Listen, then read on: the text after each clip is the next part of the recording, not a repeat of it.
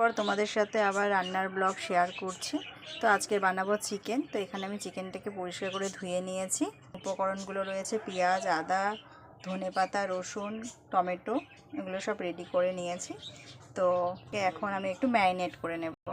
এখানে নুন, হলুদ, পরিমাণ মতো নুন দিয়েছি, আর রান্নার সময় একটু নুন দেবো। আর এখানে সর্ষের তেল দিচ্ছি।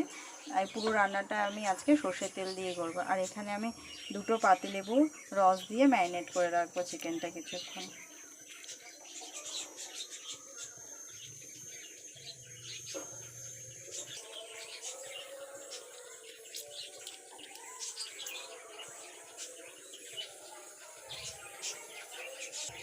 ম্যারিনেট একটু ভালো করে হাত দিয়ে মেখে নিতে হবে।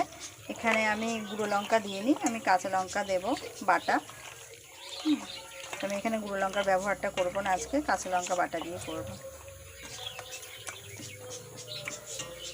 মাংসটাকে ভালো করে ম্যারিনেট করে নিয়েছি।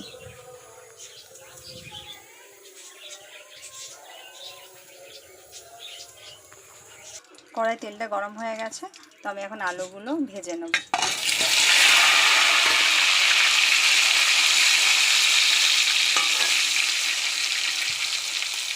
আলুর মধ্যে সামান্য একটুখানি চিনি দিয়ে দেবো, যাতে আলুটা একটু ভালো করে ভাজা হয়, একটু লাল লাল হয়।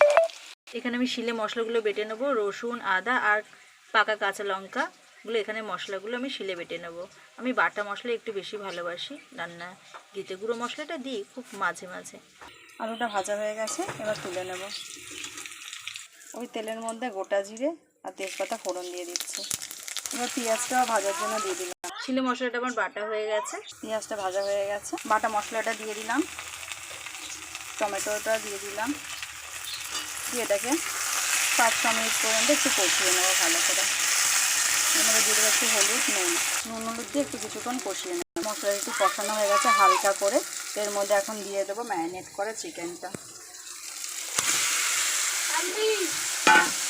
এটা দিয়ে কষা। দেখো চিকেনটা হালকা করে একটু কষিয়েছি, তো এবার কিছুক্ষণ কষুক চিকেনটা। আলুগুলো ভেজে রেখেছিলাম, আলুগুলো ওই চিকেনের মধ্যে দিয়ে দিলাম।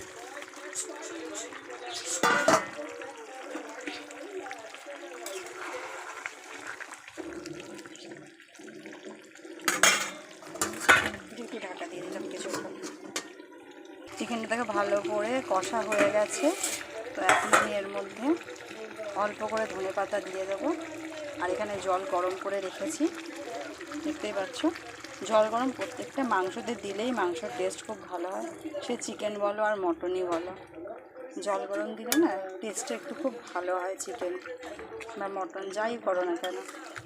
সবসময় জল গরম দেওয়ারই চেষ্টা করবে। কিছুক্ষণ একটু ফুটিয়ে নেবো, নিয়ে চিকেনটা হয়ে যাবে।